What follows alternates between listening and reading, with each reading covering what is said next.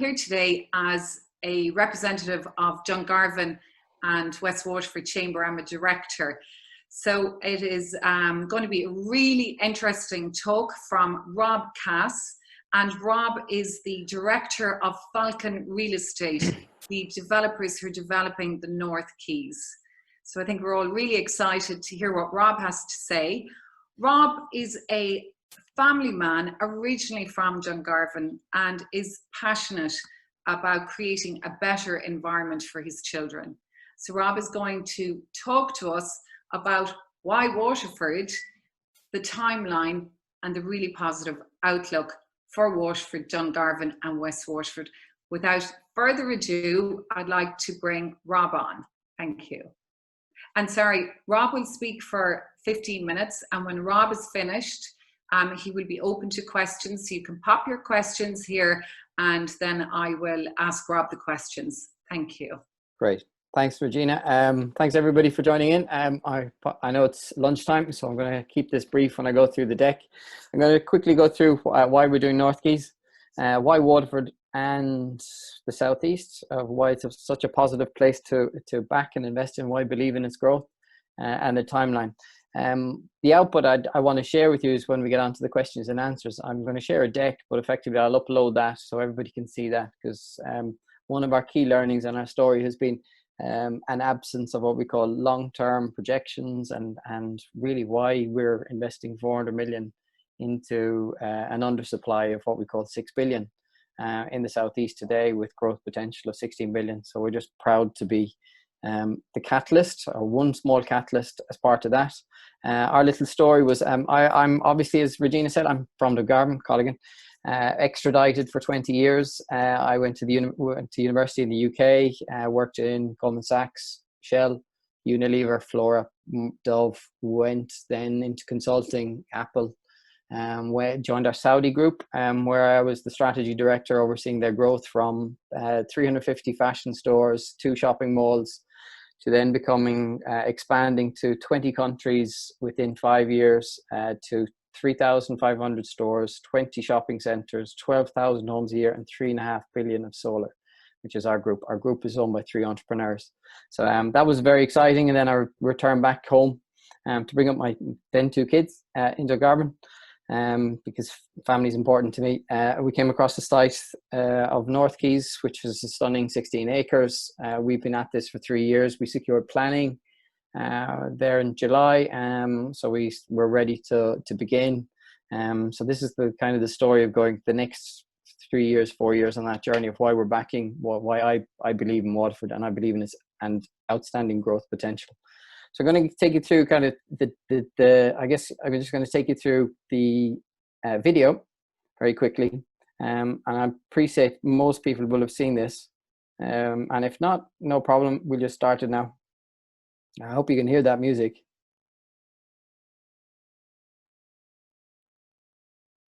It doesn't sound. I apologize.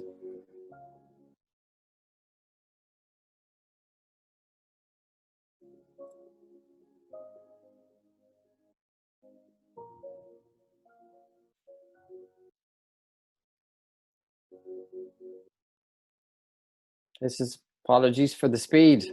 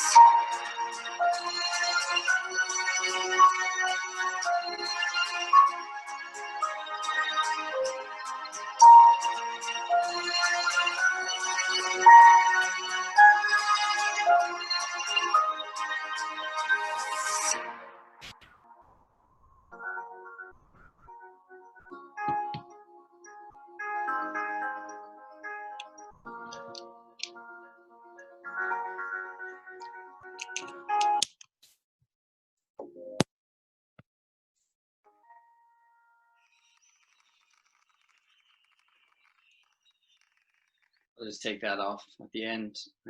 So what we've got then, so I'm going to now go over to the presentation so we get into the meat and bones of things. So we've got why and why we have such potential in this. So if I go, I'm going to go through it very quickly. Apologies, 1 second. So at a glance, it's an 18-acre site in the city, moving the train station across. The train will then be 60 minutes every 60 minutes to Dublin, which Irish Rail are working on at the moment. It's 300 apartments, 13,000 offices, which will employ about 1,100 tech jobs, 200 key hotel, and a visitor centre for 6,800 square meters, which is a multi-experience centre between virtual reality and a visitor tourism centre. I'll get onto that. There's going to be an exciting announcement of what that is next month. We've the first shopping centre, if you like, of scale in the region. There isn't a regional scale shopping centre, and it expects 10 million footfall. Importantly from us, from a sustainability perspective, the Greenway connects in here. And we've more spaces for bikes than we have for car parks. So the car park is completely hidden underground. So in terms of visitors, we expect 10 million footfall, which is language and jargon, but it means that there's currently about 2.5 million passengers on the train. And the bus moves across from the South Quays to the North Quays. You put it all in one centre. And we expect that to grow to about 4 million using public transport directly into the site, on the back of the train being then effectively commuter to Dublin, and it has to be faster than car to Dublin, which unlocks in a work from home COVID environment. It was always going to be happening, but then it's easier to get to Dublin by train and public transport than it is by car, and cheaper. You've seen the video, so you've kind of seen it's from a community perspective. What's extremely important to us is it is access to the community. It is 20 to 30% open and green space to access the quayside. It is by definition one of the most exciting sites in Europe. When you come out of Waterford and you take a global view on things, that you have stunning South Quay vistas. You've got access to a beautiful waterfront. You've got 200 days of sunshine. And what we designed was making sure that it's open to the community, lots of space for people to enjoy it 24/7. From a creative, from an artistic, from a marketplace perspective, is extremely important that when you're creating community developments, the most important thing is that you're essentially thinking 20, 30, 40 years time on how you leave a legacy. And we view this as Waterford's opportunity to become the best city to live in Ireland, if not one of the top 10 in Europe. So why Waterford in the southeast, and therefore why Ireland? Ignoring COVID, because COVID's a blip, we think 20-year horizon. So we've the fastest growing economy. We expect that to continue to be the fastest growing economy to 2030 to 2040. I'm going to share this pack effectively. I'm not going to walk through all the numbers because it's more about the questions. But effectively, why it's gone high growth in Ireland to continue. Importantly for Waterford in the southeast, Waterford's catchment is actually the largest catchment within 60 minutes of any regional city. It's a 600,000 catchment. It's larger than Cork. It's significantly larger than Galway and Limerick. So we currently have, as a positive within that catchment, over 20 billion cash in our accounts, in our homes, in our communities and businesses on deposit. We've been the wealthiest, which is really important. So what that means is we've retail spend at the moment of about a 5 billion. We've tourism spend of 530 million, rising to about 2 billion with 2 billion visitors by 2030. So from an outlook perspective, the key is kind of where we're undersupplied. We have an undersupply today in the southeast of what justifies our 400 million investment is an undersupply of about 6 billion today across housing, offices, retail, tourism, which is extremely exciting. And then the outlook because of Ireland 2040 population growth sees another 16 billion being added through that population growth. Because it is wonderful in Ireland. We have a very high population growth, which leads to that strong growth outlook, and we have a long-term horizon. So this isn't just short term. We have about, I think, what that means from Ireland 2040. It means we need 75,000 new homes in the southeast. We need about 90,000 square meters or 9,000 jobs.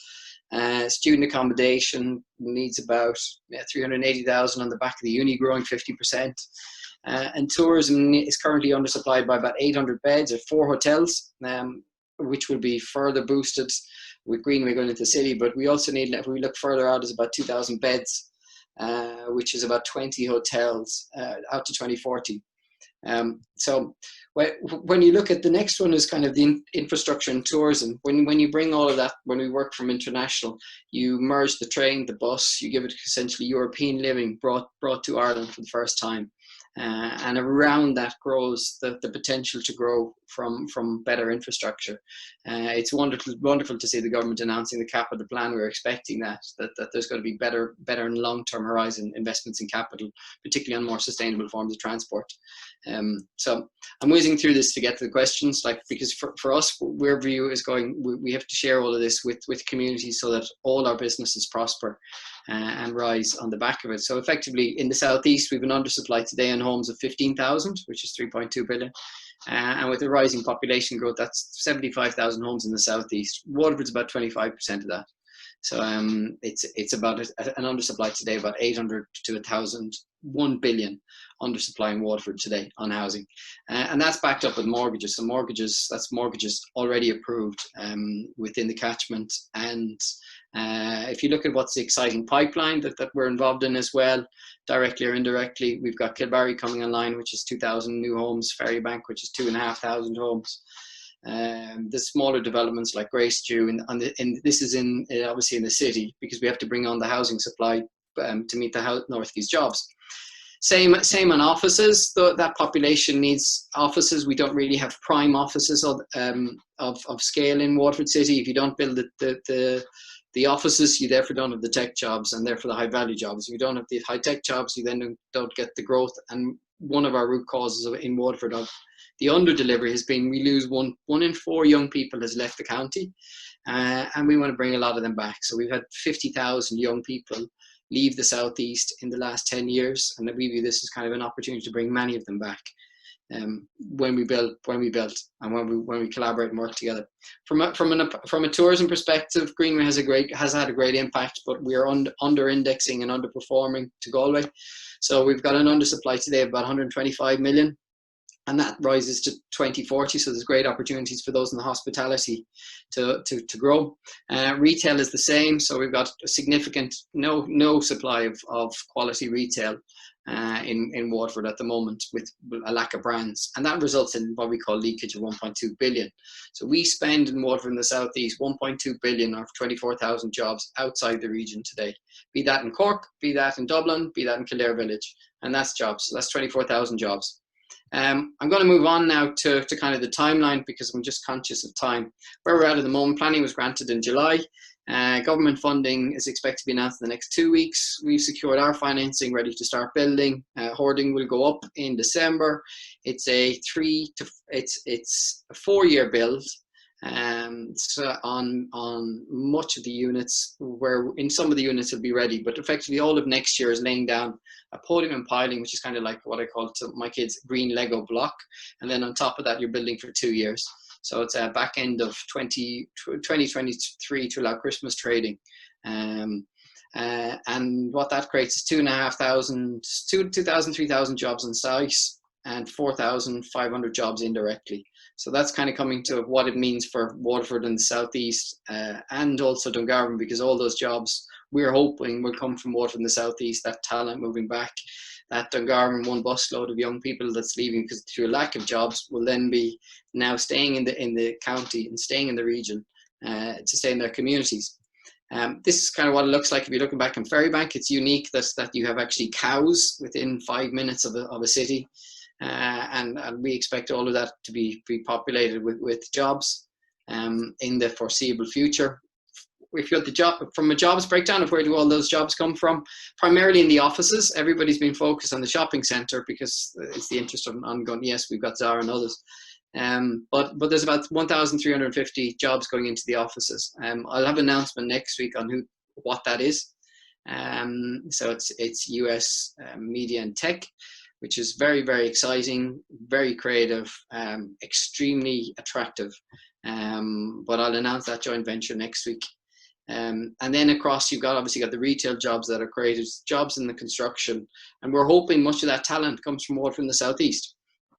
And economic benefits of why the infrastructure. So effectively, we as a taxpayer and we as taxpayers are being asked to pay for the bridge, the road, the train to connect onto the site. But our 400 million pays for that within the first 2-3 years. And the government then recycles that cash to build the bridge, build the roads, build everything. And then once all the development opens, it adds about 270 million a year to the economy, across the economy. So that provides trade. So from a chamber perspective, that's where suppliers, businesses on site, adds trade. And then you've got the spillover into the city and the spillover into the catchment. So from a taxpayer perspective, it gets a tenfold return on infrastructure investment, which is why the government are so supportive of it. And it's a foreign direct investment. Where we're at is that we signed contract to buy it in 2018. That hasn't been closed. It closes when we have evidence of the cabinet funding, which is, as I said, in 2 weeks. And we get title certainty, so then we actually can buy and build. So I call it a crane on site for Easter, but hoarding up for Christmas. I'm going to show you the pictures, but why Waterford as well is important is we're 50% cheaper than Dublin. There's huge interest. We've commercialized the offices already. The apartments are pre-sold to a US community developer. The work from home from COVID we expected that to happen. We didn't expect COVID to happen. We expected work from home to happen faster, but it effectively means you're saving €13,000 euro a year on rent or mortgage. We all know that, but it's how do we get the talent back? So we know it's cheaper. I'm sharing this, and I'm sharing this. There's a huge interest in mortgages at the moment with 30% rise, 300%, 200% increase in housing searches, and everybody gets the quality of life is here. So we're just privileged to say, okay, we're just fulfilling that and being a catalyst towards it. That people now get it, that it's such a high quality of life rather than living in Dublin. People want to move here. From what's on it, why it's important for what's in it for Waterford and Dungarvan. It's going to be an innovation district. So how we operate is called 20% of the rent. We don't ask them to pay rent. We actually give free rent.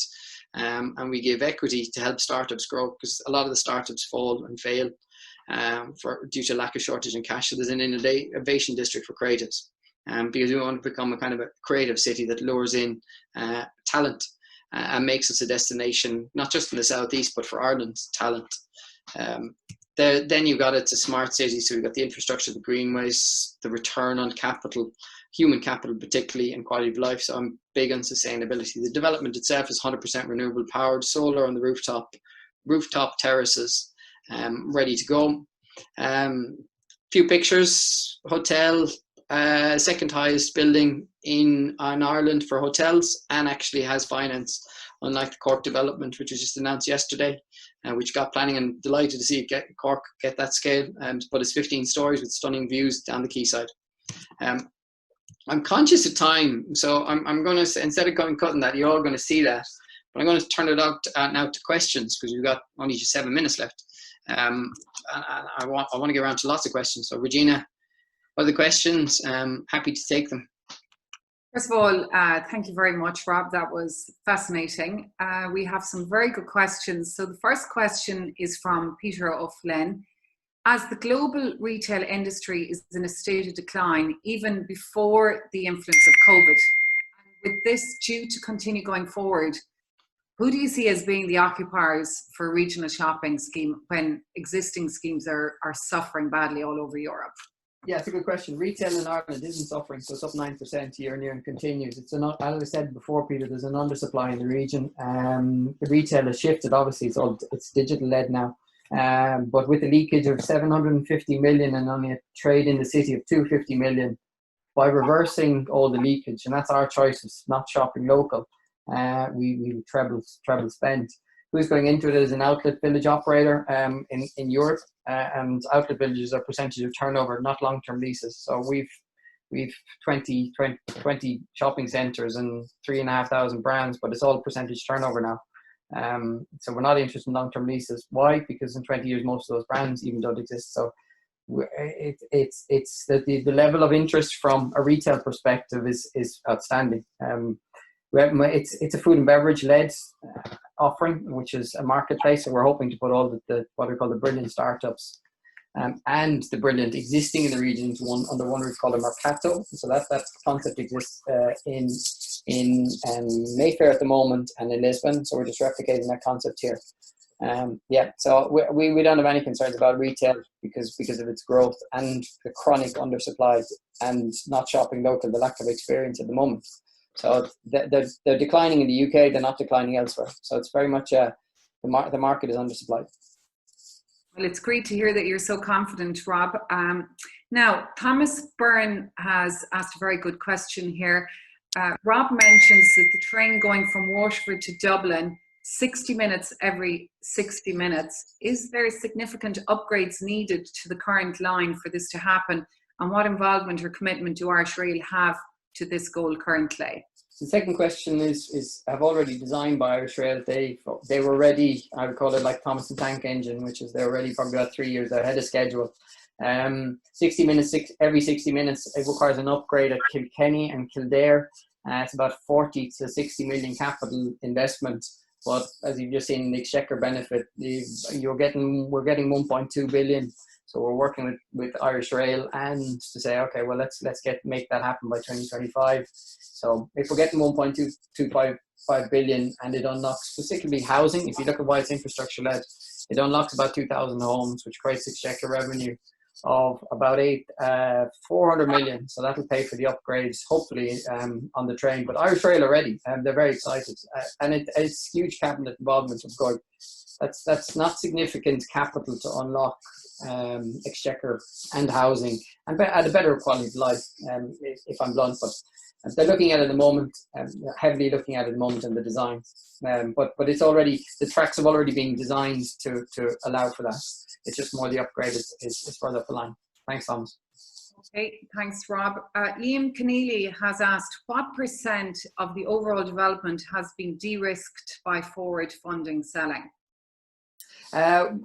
We've forward sold. So first of all, I've got all construction finance in place, and we've sold the apartments 298. We've sold the hotel, so that's we've sold 75% of the offices, and we're doing a joint venture with the international outlet village operator. So it's all financed and it's ready to build. So it's more than 55% has been de-risked, but on the back of the strength of the economics and the macro growth, we have full 100% finance.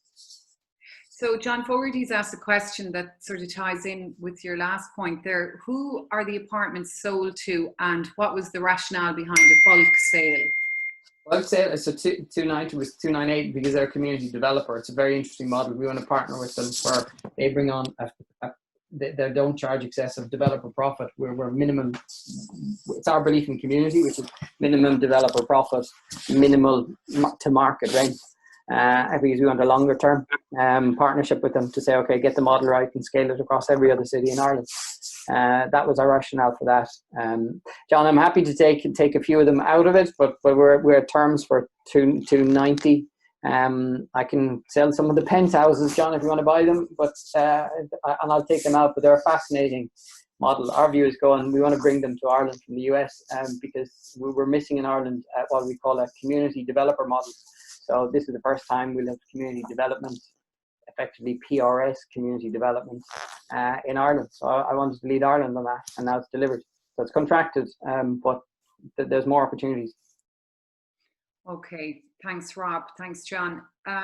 Somebody has put an anonymous question here. We have no government minister from Waterford. Does the project have the full backing of the Irish government, noting that they've been provided minimal funding thus far, and maybe you've a good answer to counteract that? In 2 weeks, the government have been outstanding in the background. I think a lot of this is speculation on what's actually happening, and we're at the coalface, or I'm at the coalface, which is there's nothing but support to this.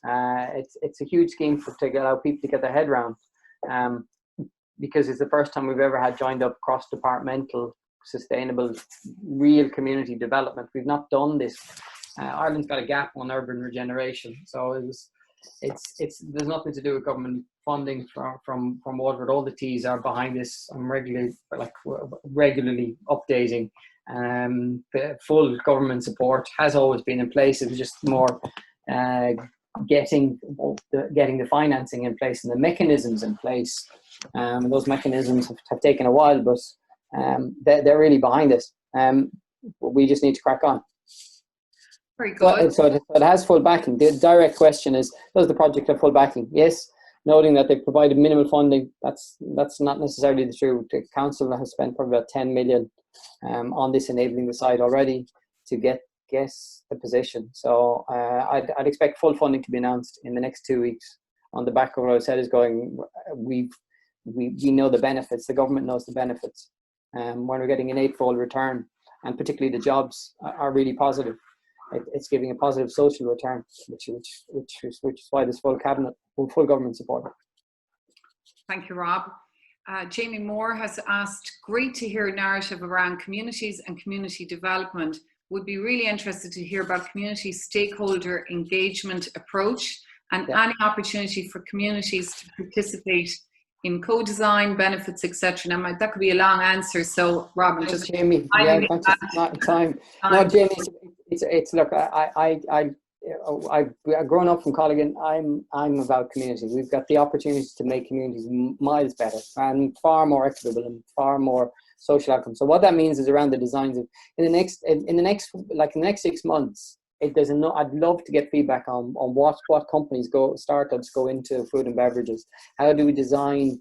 And I call it there's a space on one side for planting, like grow it your own. Obviously, men shed are in there. Bees, it's absolutely vital in the next 6 months. Everyone gets involved to say, okay, get your opinion on what should go there, because this is our city and our community. I'll be like in the website we'll build. It's getting people involved to say, who do you want to see there? Because the brands love that. They're really excited by saying. And equally, it's we put by design, we put 20% of the space towards startups. We back startups with capital and free rent, because our view is going, if they do well, everyone does well, and then hopefully we can take them international. Because there's huge potential for much of the capability more from the southeast to go international. Like, we're not exporting enough. So like, we have 20 locations to get 600 million people. Let's help them get bigger and fund them and help them grow. Be that in any way we can. So that's I know, Jamie, that it's growing, but there's huge benefits in that of going. If they grow, we grow. Yeah.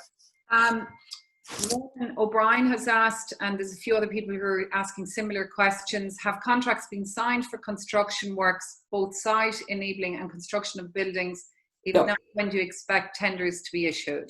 Ronan, I can't sign contracts until we're on the site. So, which would be, we expect to sign the hoarding contracts, to go to a tender next month. That's just the enabling works. The full design, detailed design would be Q1, and appointments would be Q2. So Q2, I would expect tenders to be issued. Yeah. Zoe has got a good question about the 12K moving talent. Sorry, Rob, can I ask you to pause on that for a second, because I just want to tie in another point that matches that. James O'Mahony, similar question, and wants to know, will the slide be available to attendees after the webinar? Yes, all slides. I put everything, all information has to be shared, so we can see the numbers and we can see the growth and we can see, yeah, we believe in the potential, because the more people see what's coming, the more we can act as catalysts to help small businesses particularly see that there's growth ahead. Great, thank you. And I hope, James, that Rob answered your question there with the last question. Okay. Zoe has a really good one. We're talking about this. Don't worry, that's a really, really good one. I just want to make sure, because there's quite a few builders and contractors asking that question. And of course, look, we want to make sure. All tenders are going to be run through, and I do not approach me directly. All tenders are going to be run through Karen and Walsh. Karen and Walsh in Waterford is our program director. Outstanding work. But I won't be fielding any tenders. They'll be managing the process. There's quite a lot of interest, not just from Waterford, but internationally. Great. In this project.